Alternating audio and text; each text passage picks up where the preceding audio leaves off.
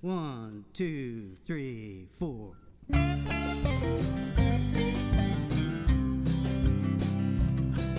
When I was young, I had a lot to say. So I learned how to sing, I learned how to play. You said you were mine when you heard my song. After all these years, you still sing along.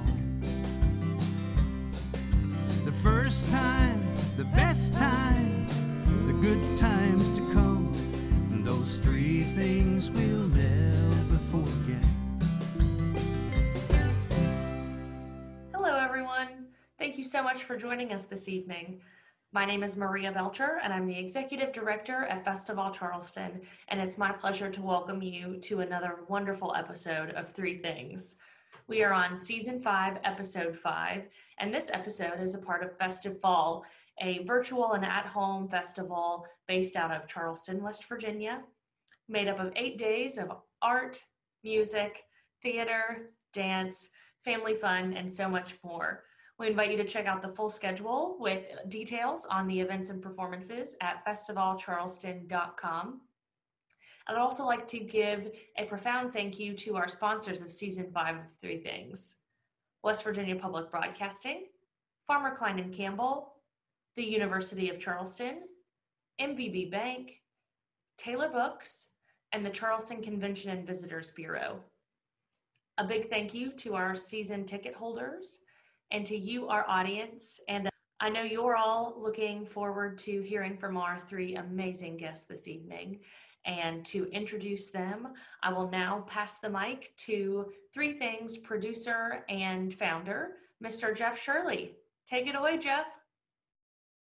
Thank you, Maria, and thank you for joining us for Season 5, Episode 5 of Three Things, My First, My Favorite, My Future. I'd like to thank my sponsors, especially FestivALL for their generous support, and West Virginia Public Broadcasting for their continued support of our show. I'd like to thank our team here at Three Things, Maria and Mallory at FestivALL, of course, Ruben Shirley, Patrick Stevens, Ian Bodie, Lauren Allen for their art, and our Three Things band, Michael Lipton, Larry Gross, John Ingram, and Mark Davis, and that song was recorded by Larry Dorsey a few years ago. If you've never been to Three Things, it's a pretty simple concept. I have three guests come out and talk to us about their first, favorite, and futures, and they'll use that theme to discuss their careers and their lives. And what we hope to gain from that is how they got started, what they love about what they do, and where they would like to see them take their jobs in the future. I don't give them a whole lot of instruction, and that is by design, because we find that it will give us some different angles, some different perspectives on the same task. People will end up with the same result from these people kind of approaching the job in front of them in a different way. Let's get right to our first guest. Jeff Ellis is a policeman, a soldier in the Army, and a musician. He's a singer-songwriter. I was first drawn to his music because he sort of draws from all of his life and his different careers into his music. And I always found that kind of storytelling through song to be very fascinating for me. Currently, he is in Afghanistan, but luckily for us, he recorded this video in North Carolina before he was deployed. So hopefully he returns soon. And now to tell us about his first, favorite, and future, and to debut a brand new music video for one of his songs. You'll see it first here tonight at the end of his talk. Please welcome Jeff Ellis. Well, hello out there, and welcome to this virtual edition of Three Things. My name is Jeff Ellis, and I'd like to start off by saying thanks to Jeff Shirley for inviting me to be part of the show. It's a pleasure for me to be here with you virtually and to be able to share a little bit of my story with you. When Jeff asked me to do the show, he told me that he saw me as being three things and therefore perfect for a show about three things. What are those three things, you might ask? Well, I will tell you. First, I'm a soldier in the United States Army Reserve, currently serving on active duty in beautiful Fort Bragg, North Carolina since 2017. Second, I'm a police officer with the South Charleston Police Department in South Charleston, West Virginia, currently on military leave since 2017. Thanks to those guys for their support and for holding my job since I've been gone. Third, I'm a performing singer-songwriter. However, since 2020 hit, most of that performing has been in front of an iPhone and an empty room. So I am looking forward to getting back into performing in front of live audiences, hopefully sooner than later. Excuse me. I'm also, on top of all that, a husband, father to 2 beautiful children, a son, a brother, a runner, a reader, a worship leader at Manna Church, a foodie, a coffee and craft beer connoisseur, a traveler, and much more. To quote Bob Dylan, quoting Walt Whitman, I contain multitudes. And I believe that's true for all of us. We all contain multitudes in our qualities and characteristics, traits, talents, opinions, beliefs, experiences, the things that make us who we are. And we can share those things, share who we are, through our stories, which is why shows like this are so interesting and important. It allows us to listen and learn and to relate to each other. So myself, I've juggled at least 3 careers at a time for most of my adult life. However, this does not make me unique. There are literally thousands of men and women, citizen soldiers, across the United States who've answered the call to serve their country while simultaneously serving their families and communities. I'd like to take a quick pause here and say thank you to them and their families for their service and their sacrifice. So, as you are probably already aware, this is a show about 3 things, hence the name. We're supposed to talk about a first, a favorite, and a future, and that's really all the guidance we get when we're asked to do the show. It's left to the guest to figure out how to navigate those 3 things, which I think is part of the beauty of the show and what helps make each guest unique. At Jeff's suggestion, I'm going to attempt to weave my 3 careers into those 3 things within the next 15 to 20 minutes, hopefully without going down too many rabbit holes. So bear with me. Here we go. I like to start each section with a quote or a verse or something I find inspiring. And for my first, I think Proverbs chapter 22, verse 6 is most fitting. And it says, "Train up a child in the way he should go, and when he is old, he will not depart from it." I owe much, if not most of who I am, to my parents and to the seeds that they planted in me at a young age. The seeds for my 3 things can be traced directly to my mother. She planted those seeds that led to my love of music, as well as those that led to my careers in both the military and law enforcement. But to properly talk about those first seeds, I got to take you all the way back to where it started. I grew up in southern West Virginia in a small town called Chapmanville. Now, if you're not familiar with Chapmanville, Chapmanville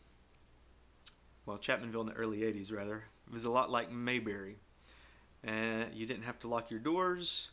Kids could and often did walk to and from school, and evenings and weekends were usually spent running freely with little to no adult supervision between the mini ball fields, baseball, softball. There was a little league, t-ball, senior league, football field, and there were always games being played, and we just basically ran wild. The parents, if they were there, were watching the game, and everything that happened outside of there was on us. But in Chapmanville, ball was life, and even I, believe it or not, played baseball and basketball for several years. That is until I picked up a guitar and started a garage rock band around 11 or 12, and then my ball career was over. My family lived about 2 miles outside of town. We had a small country house that sat on an intersection of a large hayfield turned driving range and the base of a hill that held a small family cemetery. Growing up, we always had chores, which included taking care of the animals, washing dishes, doing laundry, sweeping porches, and we had lots and lots of grass and weeds to cut, like 3 days worth at least between my brothers and I. In the winter months, the grass cutting turned to splitting and stacking firewood. Our home was heated by a wood-burning stove. Financially speaking, you could say that we were poor, but my brothers and I never went without as far as we could tell. And while extremely financially conservative, our mother would never deny us books, instruments, art supplies, anything that furthered our education or expanded our creativity. She actually bought my first, I had a violin, I think it was second grade, my first guitar, and my first electric guitar. She fronted the money and let me work it off over a summer. For clothes, we often wore hand-me-downs from the oldest, who would get them new, and then they were passed to me, and then down to my younger brother. And my mother made many of our summer clothes. If anyone remembers jams, if not, jams were these brightly colored flowery shorts that were all the rage in the early 80s, at least in Chapmanville, and probably only in our home. But my mother could make a mean pair of jams, and we all had several. For food, we ate home-cooked meals through the week, and were usually treated to a trip to the local Dairy Queen, Giovanni's, or my personal favorite at the time, Pizza Hut, on the weekends. I remember they had a Galaga machine and a jukebox, and I thought that was the coolest thing ever. My mother, a devout Christian woman and a pillar of faith, was a member of the Stryker Bible Church, sat literally across the field in front of our house, so we also could walk to and from there. There she played piano, sang, solo and in a group, and taught Sunday school classes. And she insisted that my brothers and I attend church whenever the doors were open, which was every Wednesday and twice on Sunday at a minimum. This is where I was first introduced to music and to performing. I remember being 3 years old when my mother first convinced me to get up in front of the church and to sing.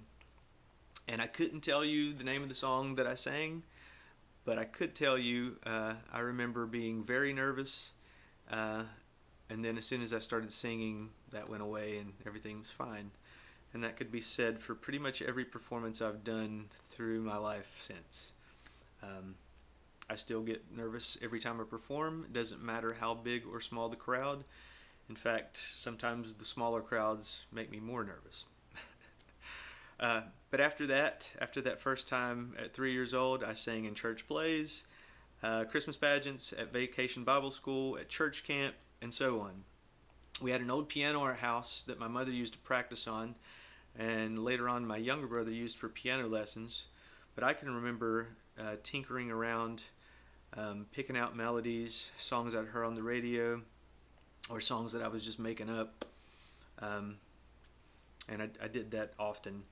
But I didn't know it then, but I was learning how to play and compose music by ear, which I've done ever since. And truth is, I can't read a note of music, but I can hear something recorded live or in my head, and I can figure it out rather easily that way. Another quick childhood memory I'd like to share, this would be a rabbit hole, I guess, but whatever. I remember getting a gift when I was a kid. I think it was from my mother, but it was this small little He-Man cassette recorder that came with a microphone. And I can remember recording songs off the radio and singing along, as well as making up songs of my own sometimes. I have a vivid memory of sitting in front of the radio with the cassette recorder and the microphone in hand, anxiously waiting to record my favorite songs of the time off the radio. And among those were Michael W. Smith's Place in This World, R.E.M.'s Losing My Religion, and Roxette's Fading Like a Flower. Like, those were my three jams at the time. I think this would have probably been right around 1990 maybe. But anyway, my mother kept one of those cassettes unbeknownst to me at the time, and years later, whenever I would bring home girlfriends, she would play the cassette for them, much to their amusement and my embarrassment. Another important memory, I guess you could say it was a watershed moment, occurred when I was around 4 years old, when my mother threw out our only home television. And when I say threw out, she literally unplugged it from the wall, picked it up, carried it out onto our front porch, and threw it into the field. Fortunately for me, I'd already watched enough G.I. Joe to be completely hooked for life and fully immersed in that. More on that in a minute. So, with no TV We learn to entertain ourselves by reading books, listening to music, playing music, and lots of outside time. Outside time largely consisted of riding bikes, playing sports, hiking and exploring, and playing Army. Playing Army was basically us pretending to be our favorite G.I. Joes and running all over the hills, woods, and fields surrounding our home. Excuse me. I can remember my brothers and I and the neighbor kids taking trips to the Army-Navy surplus store in Logan, and we would buy old uniforms, camouflage uniforms, old Army equipment like web belts, canteens, the little canteen cups, hats, combat boots, and the coveted survival knife, otherwise known as the Rambo knife. If you had that, you were cool. But we'd take that stuff back home, and as soon as we got home, we would like deck out in Army greens, put on all the various pieces of equipment, paint our faces up in camouflage, and then we would hit the hills and complete whatever missions that the day would bring. And it was there, along with that childhood fascination of everything G.I. Joe, where the seeds for my military career were laid. And later on that, the transition into law enforcement, which after being a soldier fit like a glove. Now, as I said previously, both my love of music and my careers in service are largely thanks to the influence of my parents, specifically my mother. I'd also say to my childhood environment. Looking back, I'd say that I'm both a product of nature and nurture, to use psychology terms, which I'm also a psych major from Marshall University. Go Herd, if I didn't mention that. But those seeds, as well as many others, were planted at an early age, cultivated over time, blossomed in my late teenage years, and continue to bear fruit even to this day. The continued call to service, however, runs a bit deeper, and I'll use this as a transition point to my favorite. It's difficult for me to pick a favorite of my careers. Each of the three is equally important to me for different reasons and integral to who I am as a person. Writing and performing music is definitely the most fun. It also pays the least. But service is the most fulfilling to me, and I'll try to explain why. Again, bear with me. This next part's going to sound a little bit like church for a minute, but don't be scared. So there's a quote often here at Manna Church, where my family and I attend in Fayetteville, North Carolina, that says, "Devotion to Christ is the place where the human heart is most satisfied." For believers, devotion to Christ isn't just about going to church, singing hymns, or listening to sermons. It's about living a life in service to others and trying to be a good example, or as the Bible puts it, it's letting your light shine. While I believe all three of my careers fall into a service of sorts, I believe my work as a police officer has been the most rewarding in terms of service to others, as well as personal fulfillment to me. Of my three careers, it's the only one that I've been able to look back on each day's work and directly see the impacts I've had in other people's lives. For example, in the short time I've been a cop, I've been able to help my community in the midst of a water crisis as well as a devastating flood. I've been able to help take drugs off the street and take domestic abusers out of the homes of their victims. I've been able to help find lost children who've run away, as well as lost grandparents suffering from dementia or Alzheimer's who've wandered off. I've been able to help out folks broke down along the road. I've changed many of tires. Been able to serve as a mentor to kids in broken homes. I've worked traffic accidents, burglaries, B&Es, assaults, batteries, thefts, scams, disturbances, fights, overdoses, you name it, and more often than not, many of those things within one single 12-hour shift. Police work is a career where you are literally called into random people's lives every day to provide assistance and or protection. And while the military pays way more and provides many more benefits, and music is fun and satisfying in completely different ways, police work is unlike any job I've ever had. Another quick detour down a rabbit hole, if I may here. I remember shortly after becoming a police officer, I was playing a songwriter stage event in Charleston, put on by Roger Rabelais, and Ron Soul of Mountain Stage was there, and he came up and asked me, "Jeff, you've always written about your experiences in the military, your life in West Virginia. What are you going to write about as a police officer?"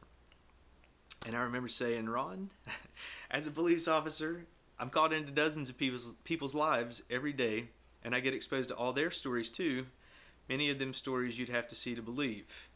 It's an infinite well of inspiration. And that has certainly proven true as I've written nearly 2 albums worth of music while driving a police cruiser around South Charleston. Now, if you live in or around South Charleston and you're concerned that you may end up as a character in one of my songs, don't worry. I make sure to change the names, well, most of them. In the current climate in America, where the police are caught up in the midst of an ongoing political battle and are hated by many, I often hear people say, I bet you're glad the Army called you back when they did, so you don't have to be a cop right now. And what I usually tell them is, yes, this move has turned out to be a blessing for my family, financially, spiritually, physically, and mentally. It's allowed my wife to go to grad school, and it's afforded me more time at home with my kids. What I want to tell them is, if I didn't want to be a cop when the job was hard, then I shouldn't have been one in the first place. And I truly look forward to the time I get to go back to that work. I think it's more important now than ever. Finally, the future. To quote my own song, I like to believe the possibilities are limitless. We never know what the future holds, as 2020 has proven time and time and again. We can plan, we can prepare, and if we're wise, we do so with open minds, knowing that tomorrow isn't promised to any of us, and if the sun indeed rises, it may be on a very different landscape than the one we went to sleep to. The older I get, the more I understand the value of time and the importance of how it's spent. Time spent with loved ones, time spent in the service of others, time spent creating, time spent making our world a better place is all time well spent. I also think what we take the time to leave behind is also very important, and I plan to leave you with a little something today, but more on that in a minute. In my short-term future, I have another deployment to the Middle East coming up very soon. In fact, when this airs, I will most likely be in the Middle East. After that, I figure I have another 6 months or so on active duty before I'm able to return home to West Virginia, and that's if my orders don't get extended again, in which case we'll stay at Fort Bragg or wherever the Army sends us for however long that is. Musically, I have a new album that was supposed to come out in 2020, but COVID happened, and like everything else, those plans were changed to a future to be determined release date. I've released 3 singles from the new album already, among them The Destroyer, Marla Darling, and Thin Blue Line, all of which are available on streaming and digital music platforms. But tonight, I'm going to leave you with the debut of a 4th song from the album, quite possibly my favorite of the bunch. It's called Shadow of Impending Loss, and it's a song about the intense fear of losing someone you love, otherwise known as thanatophobia. Now, if you've never heard of thanatophobia, don't feel bad. I'd never heard of it either until I stumbled on it. I had the music and the melody for the song for years, and the single line, I just don't know what I'd do if I ever lost you. After trying and failing many times to write lyrics that I was satisfied with, I went to the trusty Google machine and started Googling phrases of what I was trying to say, and that's where I discovered the topic of thanatophobia. I read many personal accounts of people describing how they dealt with the phobia, and I imagined a character that was so anxiety-ridden by the fear of losing his or her loved ones that even what should be the happiest of moments couldn't be enjoyed due to a feeling on one hand of being torn apart, by being torn apart on one hand by the immense love, and on the other hand, the intense fear of losing that love. After having kids of my own, I can sometimes relate. I recently took the family hiking in the New River Gorge, and my 6-year-old daughter Maggie, who's fearless, kept running and getting dangerously close to the edge of the cliff. I nearly had a panic attack until I got everyone back on the trail and well away from danger. But the song was recorded last year by Bud Carroll at his home studio in Point Pleasant. It features Bud on guitars and drums, Phil James on keys, Rodney Critchfield on bass, and me on guitar and vocals. The video you're about to see was put together by Jimbo Valentine, who's designed each of the covers for the 3 singles I mentioned, as well as our 2016 album cover for Modern Time Blues. Jimbo's also done thousands of posters for the V Club and cover art for many other artists, including Tyler Childers.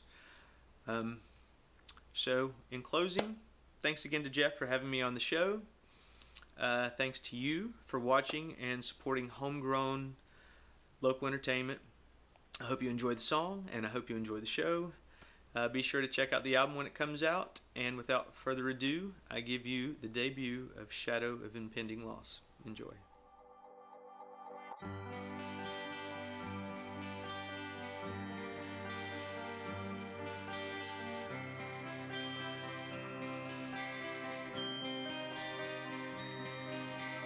Last night I woke up in fright.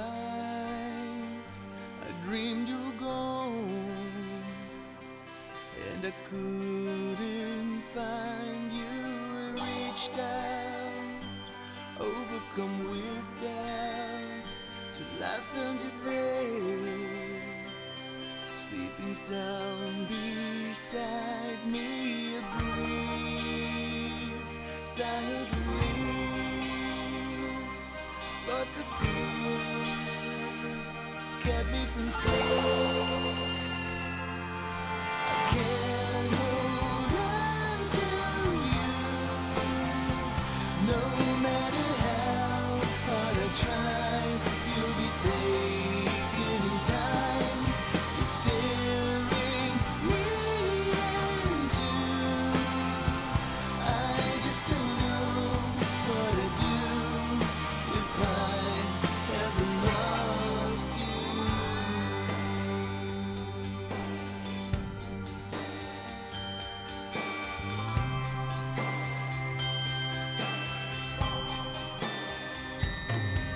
The morning sun lights up your face, and I see you smiling, and I feel my heartache, knowing beauty will decay, and all that you love will be taken away. Fragile little thing, lie when you say that you'll never leave. I can't hold on to you, no matter how hard I try. You'll be taken in time. It's tearing me in two. I just don't know what to do if I ever lost you.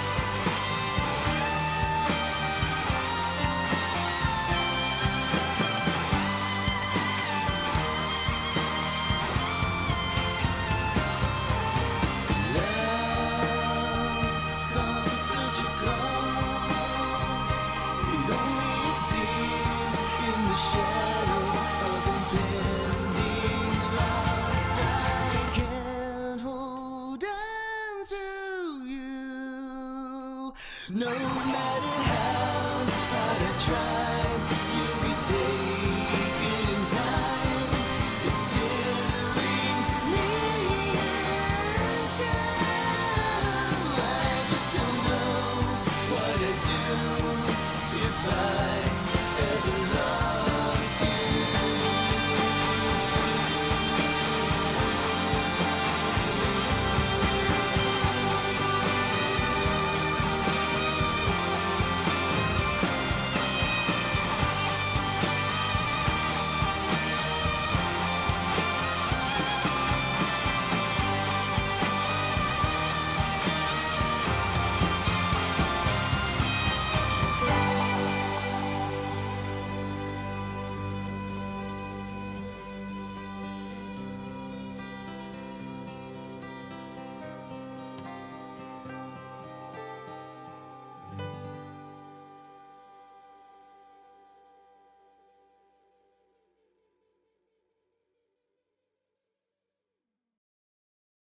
Thank you, Jeff. Love the music video. We always like to debut things on our show. It hasn't happened often. The last one I remember was artist Nick Bodkin's R2D2. So thank you again, Jeff. You truly are three things. Next up, we have Dr. Ann Cavalier, the mayor of Smithers, West Virginia.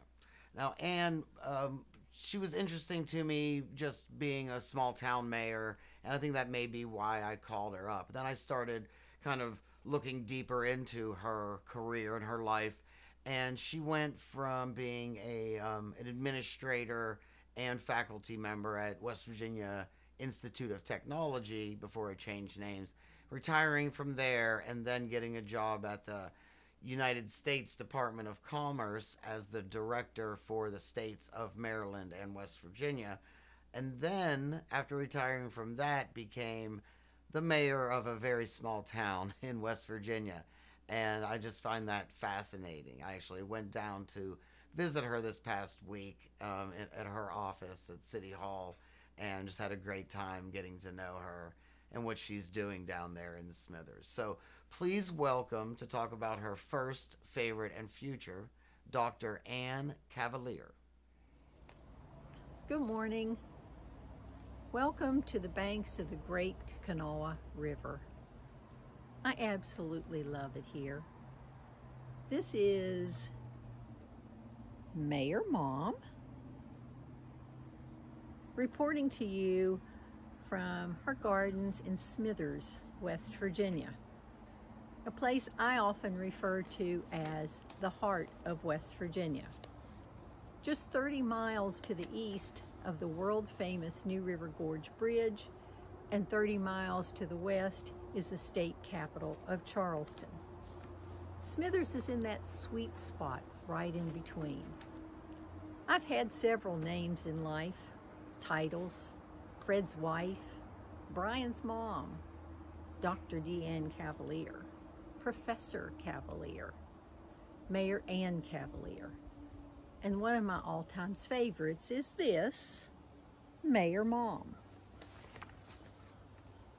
Jeff asked me to share my three things: my first, my favorite, and my future.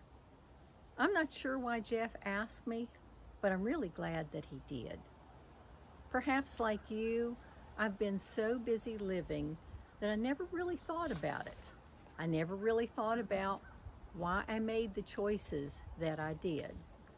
So as I thought about it for this show, many of my thoughts and my answers surprised me. My first in this story begins with the early influences that ended up shaping the rest of my life. While I've lived in Smithers for 50 years, the early part of my life was lived more like a nomad. My earliest memories are of Kimberly, West Virginia, a nearby town, just a couple of miles from here, where I started the first grade at just 4 years old. By then, my family had already lived in 3 towns and 4 houses. Much later, in 1966, I graduated from Montgomery High School. But in between that first grade and the 12th grade, I lived in a total of 20 houses, 10 towns, multiple states, and changed schools as many as 3 times in 1 year. Then in the middle of my junior year, my family moved back to this area, and I actually graduated from high school with the same kids from my first grade class, students that I had not seen in between in all those years. Living such a nomadic life shaped my personality, my interests and abilities, and it taught me several survival skills. Fortunately, throughout all these moves, I had a father that lovingly supported me and believed in me unconditionally. He never limited what I could do or learn or be. He was as encouraging of me going to dirt track races with him as he was going with me for clothes shopping. Moving so much and the total support of my dad unconsciously determined the choices I'd make for the rest of my life. I'm a strong-willed person with equally strong coping mechanisms. Because I move so often, I learn to quickly size up situations and people. I quickly adapt to changing situations, people, and environments. And I've come to understand that what that means is this. It's important to quickly understand the critical elements in any circumstance and how those critical elements work or don't work together. I also got from my father an absolute love of learning. He had to quit school in the 10th grade to work during the Great Depression. He was a responsible kid with a strong work ethic and did what he needed to do to help his family. But he always regretted leaving school, and his regret stuck with me. Perhaps that's one of the reasons I have an earned doctorate from Virginia Tech. I love to learn all things, to analyze and understand, to imagine better ways to create and to build, and to organize for success. Put another way, I'm a lifelong nerd. And early on, I accepted that nerdy new girl in school wasn't ever going to get picked first on teams or for plays. She was never going to be in any one school long enough to be part of the in crowd. So I learned early to pick friends based on character, not popularity or money or family or physical traits. And I built around me a community of long-term and loyal friends and colleagues. I learned to set the stage for the second part of my life, the second of the three things, my favorite. My favorite chapter of life so far would be the middle years, what I consider the growing years. Jeff calls it the second of three things. Those years of growing a family and pursuing a career. And at the heart of career building for me has always been my passion for learning and teaching, understanding things and creating things. And without realizing it, I was always growing that wonderful community of people with strong values and good character. For example, in Leadership West Virginia, I was a member of the charter class, 1991. My classmates elected me the first class president, and we worked together to create the first Leadership West Virginia Alumni Association, a group of dedicated people from across the state finding ways to help communities. In Rotary International, the men and clubs across the district elected me the first woman Rotarian, and then the first woman club president, and then the first woman district governor in West Virginia. We worked together to lead our clubs and our district to win awards for community betterment projects.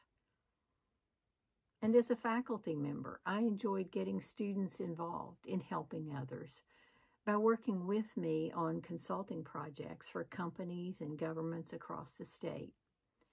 These undergraduate students produced some amazing projects and reports while building their resumes and making money for college.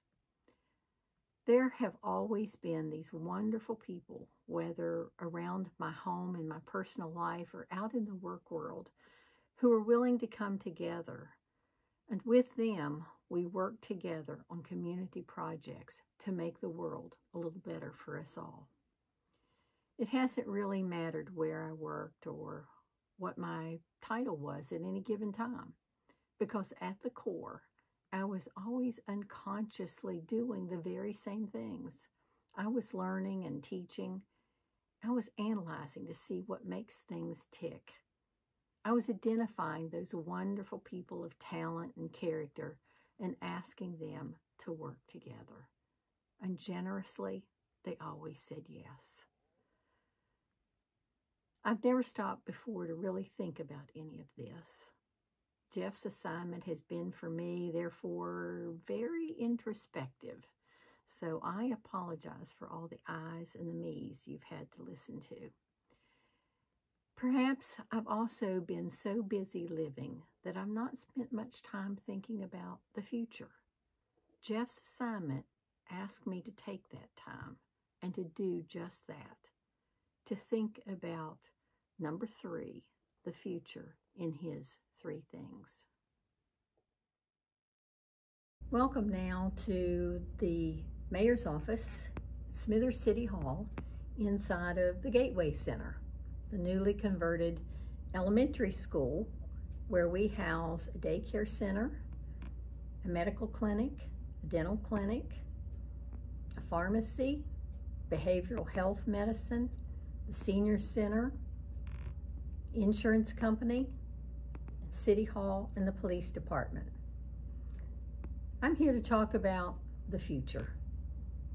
It's as big a surprise to me as it is to anyone that I'm now mayor in my 7th decade. When asked, what is it like to be mayor?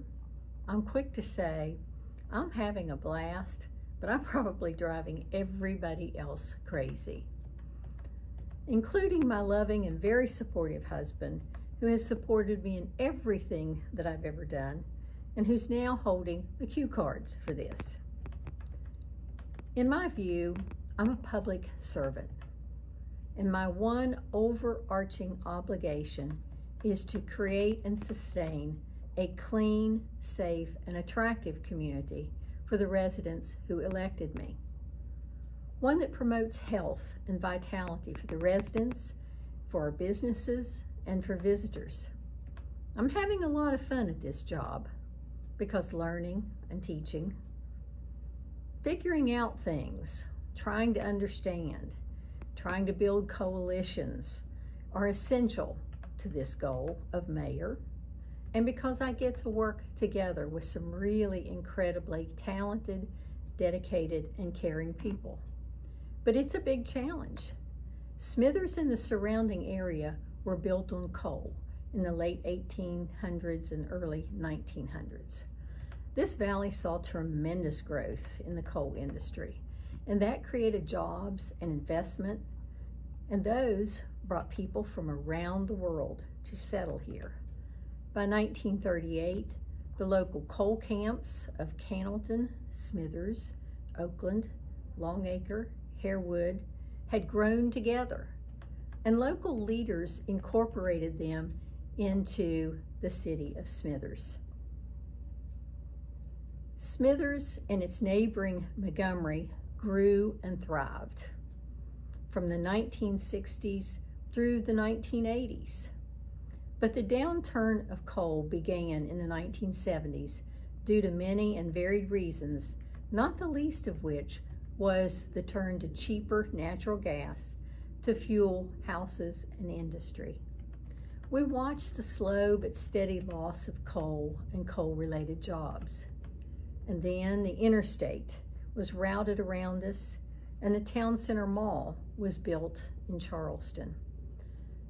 These two combined took away the potential customers, and we watched while retail and service businesses closed.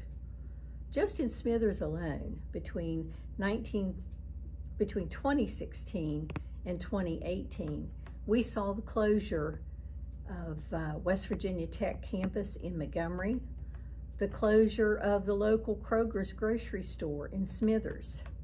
Also in Smithers, we saw the closure of our local consolidated high school. The negative impact has been devastating to our area economy. We could have given up.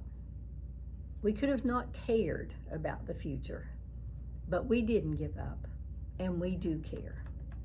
And as mayor, I've tried to take all that I've learned over a 50-year career to turn the community of wonderful and caring people across the state and to ask them to help us to work together to create a new vision of our area, to design projects and plans, and then to attract funding, to build a new economy around the natural beauty we have in this amazing part of the world. It is truly almost heaven here, but I have another huge task, As if working with others to rebuild our economy wasn't enough, we need new people in our community to help rebuild the area. Did I mention I'm in my 7th decade? Maybe I didn't mention I've tried and failed 3 times to retire. Each time I found a new challenge that I've loved, and I love this job too. But we need younger people involved. We need young families. We need fresh ideas. We need smart people that know how to integrate technology into what we do. People willing to learn and to teach, to figure things out and to create.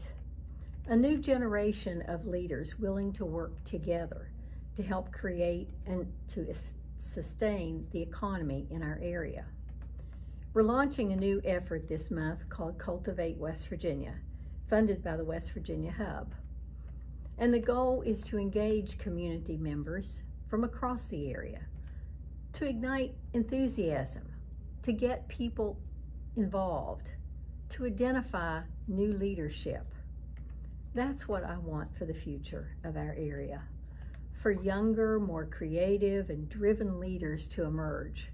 And for myself and my wonderful hubby for the future, I want to finally and completely stay retired, to enjoy my gardens, my family, and then to pass the torch to these younger people.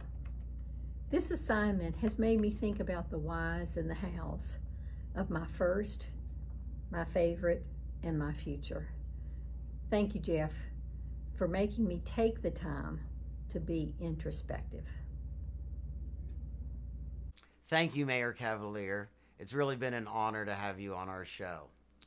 Last up this evening, we have a jazz singer from Logan County. Landau Eugene Murphy Jr. gained national and international fame when he won the 6th season of America's Got Talent. Since then, he's performed all over the world for huge audiences, including, I read the list of ballparks and football stadiums that he has done the national anthem at since then, and it's very impressive. It's a very impressive list. What people might not know about Landau is that he has helped raise millions of dollars for charities throughout the country, and especially in West Virginia, where he serves on the board of directors at the West Virginia Children's Home Society. Now to tell us about his first, favorite, and future, please welcome Mr. Landau Eugene Murphy Jr. Hello everybody, this is Landau Eugene Murphy Jr. I'm here to give you my first, my favorite, and my future. My first is, I started singing as a little kid, singing and dancing. Grew up, you know, in southern West Virginia. Parents split up, moved to Detroit, and with my mom and my brothers and sister. And I guess, you know, I just held on to that fire of wanting to be an entertainer. And so I started like singing with my headphones on and things like that. But, you know, it kind of snowballed. You know, I started using it in my urban life, you know, because of a lot of gangs and violence where I grew up at, and I love to play basketball. And I hated foul calls on the court and things like that, and fights over, you know, pettiness. And so, instead of trash talking when I dunked on you, I would sing Fly Me to the Moon. Like, boom, fly me to the moon. You know, and it just made everybody laugh. And it stopped a lot of the violence that was around me. You know, and that snowballed into, you know, people starting to say, yeah, you can actually sing, you know, but I still didn't pay any attention to it. Fast forward, I grow up, you know, I'm around 24, 25 years old, and I'm working for Southfield Chrysler Jeep and Eagle on 12 Mile and Telegraph in Southfield, Michigan, right outside of Detroit, outskirts of Detroit. And I was working in the wash bay, washing cars, and I would always have my headphones on, or I would put a CD in whatever car I was working on, and I would sing the songs, you know, and a lot of people looked at me like, why are you singing these songs? And the genre was, you know, Frank Sinatra and, you know, Dean Martin, things like that, just to make my day go by. And one day I was out there, and my boss walked into the wash bay, and he actually stood there and watched me sing for a minute with his arms folded like this. And he said to me, like, why are you here? Why are you working for me? And I was just confused. And I was like, oh, what did I do wrong? He's like, nothing. It's just, I don't understand why you're working here. You know, you can actually sing. And I was just like, whatever. Because in my mind, you know, in the environment that I grew up in, me singing and it sounded like Frank Sinatra was Def Comedy Jam to everybody. It was the funniest thing at that time, and so I just never really took it serious. And he told me, he was like, okay, next Friday, I want you to bring a change of clothes with you, and I'm gonna take you somewhere. So that Friday showed up, he took me out to the suburbs of Michigan, into a bar. I think it was Mr. B's Pub or Balloon Saloon or one of those two. I can't quite remember, but I just remember him taking me there. And he told me, you know, just stick by my side. People are going to look at you kind of weird, you know what I'm saying? Because they don't see people like you out here. So I understood all of that, you know, being from the hood. So I go with him. We go in a place. And he sits me down at the bar. He said, order you a drink or whatever. I'm going to go talk to this MC. And I'm going to get you the microphone. And you just start singing. And he did that. He comes back with the microphone, puts the mic in my hand. They turned the mic on, and I started singing, I believe, Fly Me to the Moon. And you could hear a pin drop into place. And as I finished the song, I remember looking back at him, and his face was like, I told you. You don't realize what you have. You got a gift. And I was just like, wow, it just blew me away. You know, ever since then, I've just been on this grind of it. But that's my first. And that guy's name was Paul Steele. So thank you, Paul Steele, wherever you are in life. You know, you actually pointed me in the right direction.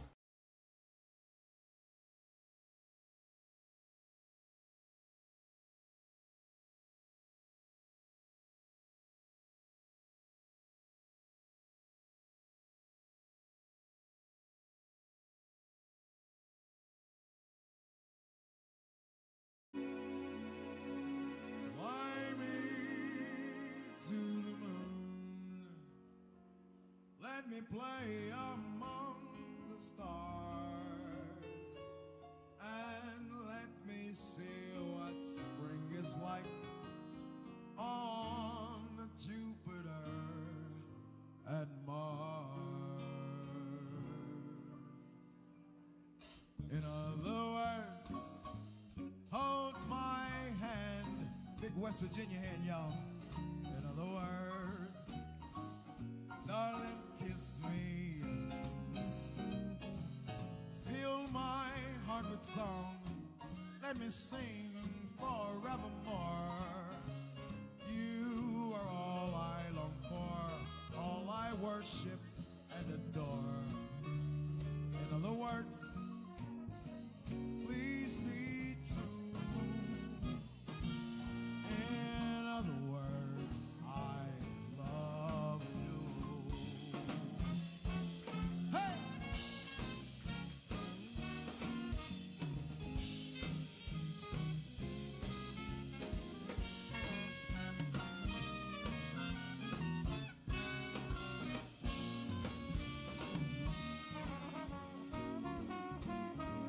Mr. Rick Tolbert, ladies and gentlemen.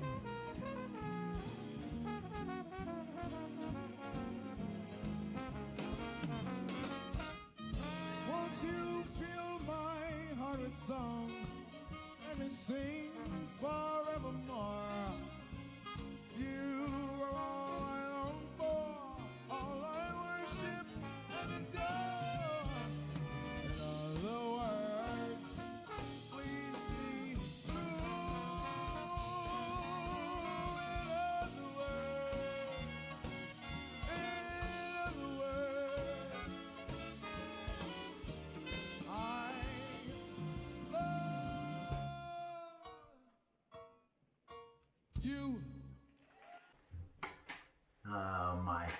favorite is,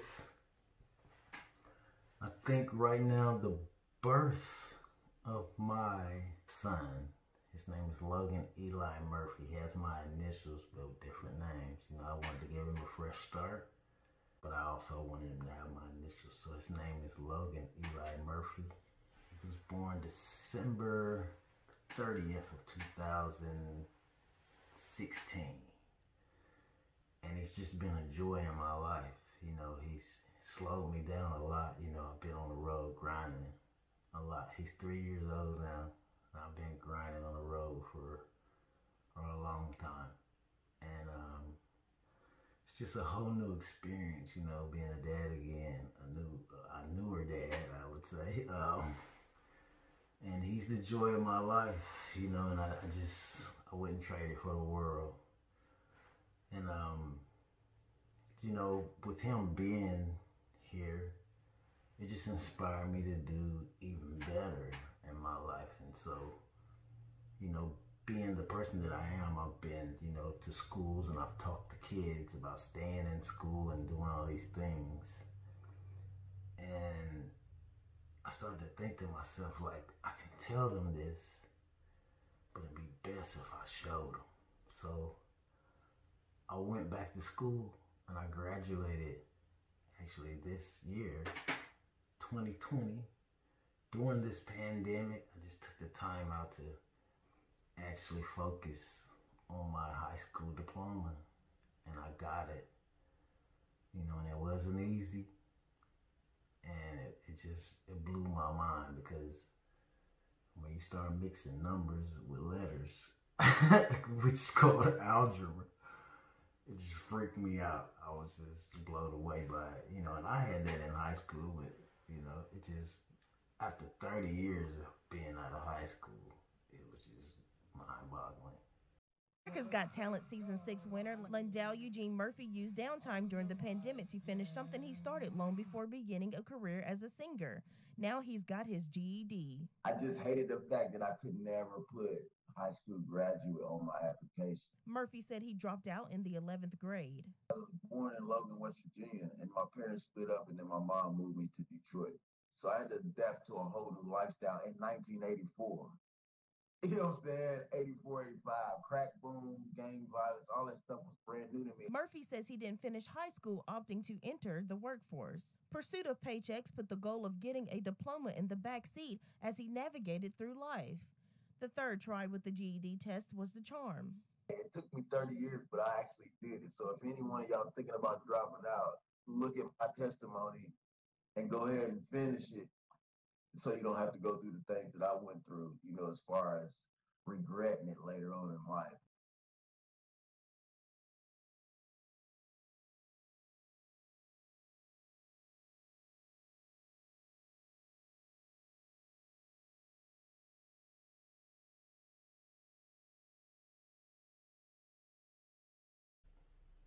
He was my inspiration to actually, you know, go back and do those things right.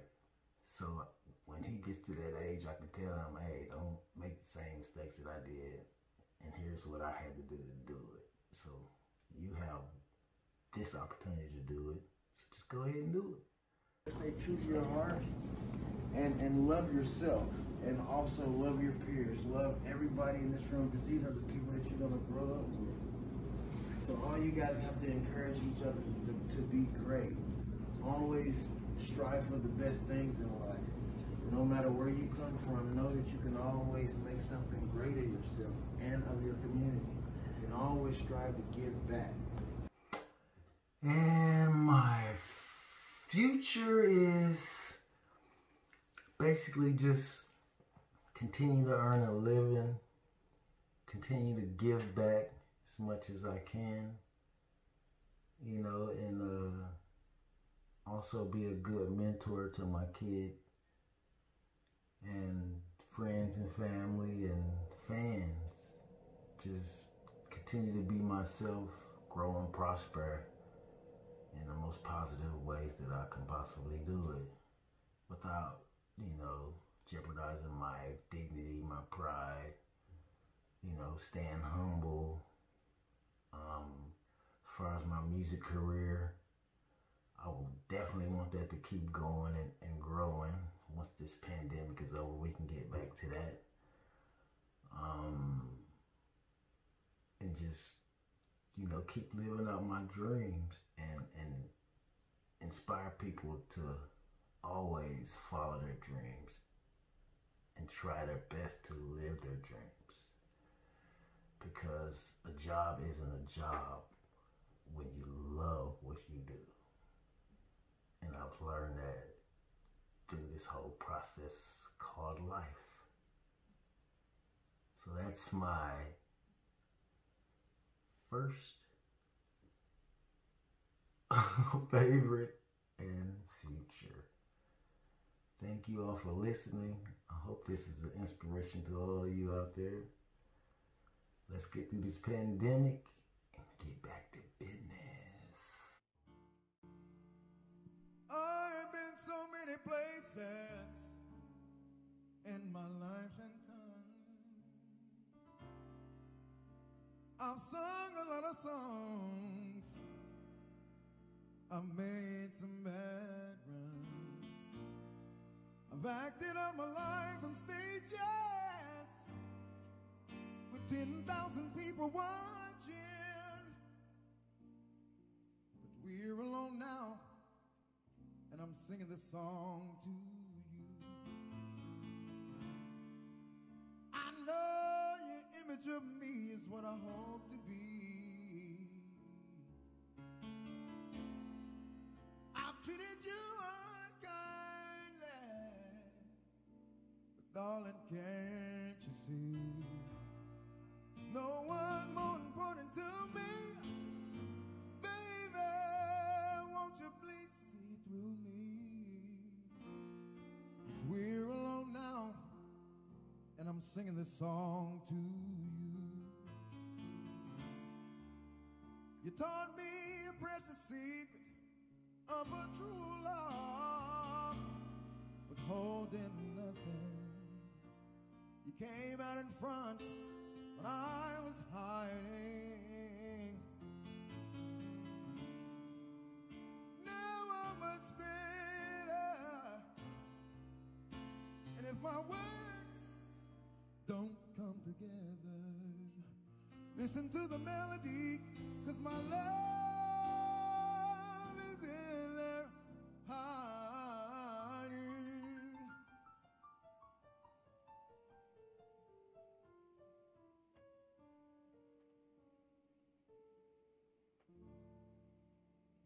I love you in a place where there's no space of time. I love you for all my life. You're a friend of mine. And when my life is over, remember that we were together. We were alone, and I was singing this song to you.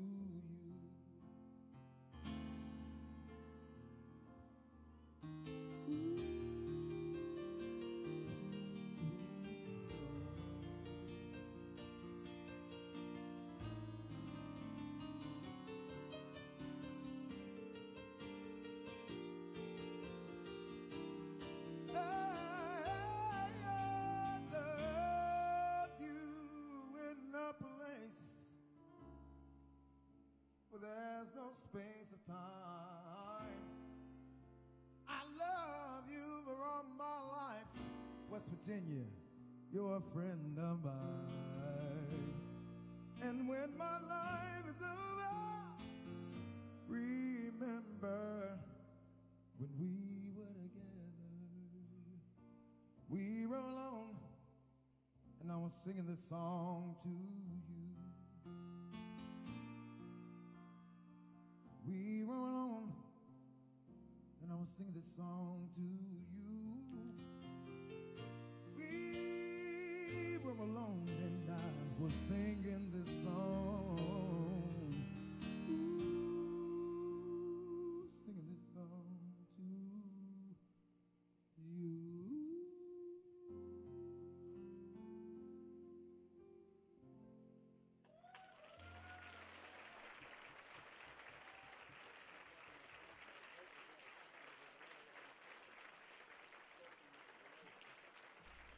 Thank you, Landau. What an inspiring story, and what a beautiful voice. I'd like to thank all of my guests this evening, Mayor Cavalier, Jeff Ellis, and Landau Eugene Murphy Jr. I'd like to thank my sponsors, and I'd especially like to thank you guys for watching. Please stay tuned for October 28th's episode, which includes guests filmmaker Calvin Grimm, the director of the Humanities Council of West Virginia, Mr. Eric Wagner, and chef April Hamilton. So we hope to see you then. Thanks again. 1, 2, 3, 4.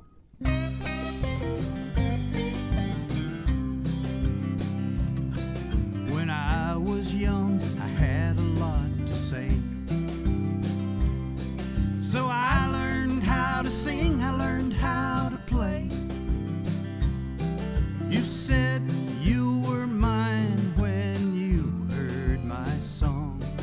After all these years, you still sing along. The first time, the best time, the good times to come, those three things we'll never forget. Well, staring at my canvas with its misplaced strokes, I took it into town to show some folks. I was only after a little good advice, but their eyes lit up. They asked me, what's the price? The first time, the best time, the good times to come, those three things we'll never forget.